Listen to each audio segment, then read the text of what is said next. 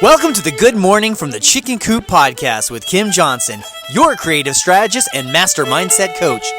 Filled with inspiration, distinctions, perspectives, and possibilities, we help you to cultivate a mindset that leads you to create the best version of yourself you could ever imagine. Join Kim every morning from one of her favorite happy places, her chicken coop, along with all her chickens. Hey everybody, good morning from the chicken coop. Today we are talking about energy. I'm talking about the energy that things put off. Everything has an energy. It doesn't matter. Ironically, it doesn't matter if you believe in it or not. It's present and accounted for. This is scientific and not a woo-woo conversation. Let me be very clear about this. Can it go down the woo-woo road? Sure, but we're going to stick to the scientific part of things right now.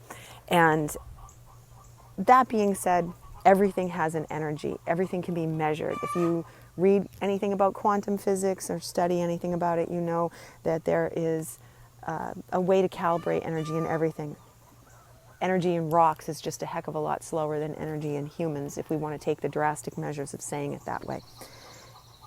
We as human beings put off a certain energy, and today that's what I want to talk to you about, because often we are completely unaware of the energy that we put off. We just walk around in our own little bubble and we don't understand that we might be making other people uncomfortable, and we might be putting a feeling out there that's making someone else uncomfortable. Now, we're all very good at identifying when other people do it to us.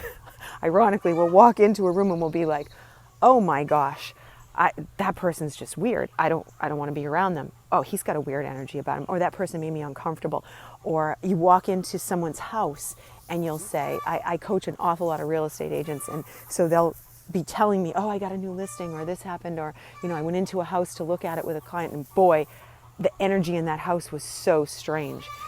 It's a real thing, and it can't be denied, and it has to be discussed as far as your personal energy, because we all have energies. My chickens, ironically, each one of them has their own energy. I've got one chicken, Hootie, who she looks like a little owl. She's got this little owly face, and that's why she's called Hootie. And she just has a different energy than my other chickens. She's very much a loner. She wants to be off by herself. She doesn't like to get involved with things. She's the beautiful girl, and she just doesn't want to be dealing with anybody else, so she'll take off. But she has definitely, when she comes into the group, there's an energy. When the rooster shows up, he's got an energy.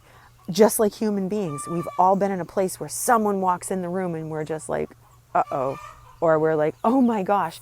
I can't stress enough how there have been times where I've worked with certain speakers out in the world, and they come into the room and their presence, their very presence shifts the room.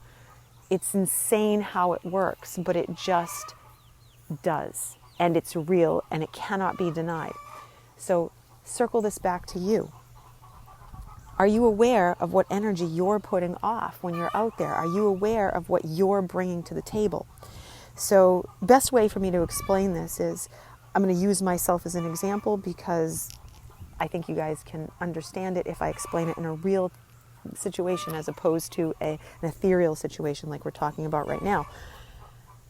I coach a lot of hours during the day, and I'm very much in coach mode, where I'm helping people solve problems. I am helping them think differently. I have to stay in a peak state so that the person who is my 6 a.m. client or my 7 a.m. client has the same experience as the person who is my 6 p.m. or 7 p.m. client. And if I go back to back for all those hours, I ironically don't get tired. I get more amped up because there's just an energy about it, and I love doing it. So my body just gets more and more fired up. Well, what happens when I show up at my house at the end of the day if I'm all fired up like that and I come in to have a conversation with my husband and I'm in coach mode? Do you guys think that goes well? It doesn't, because he's not waiting for the coach to come home. He's waiting for his wife to come home. And then I show up, and when I say come home, I mean like I work out of my house. So I'm just never in there. I'm always walking and pacing because, again, energy, got to have it.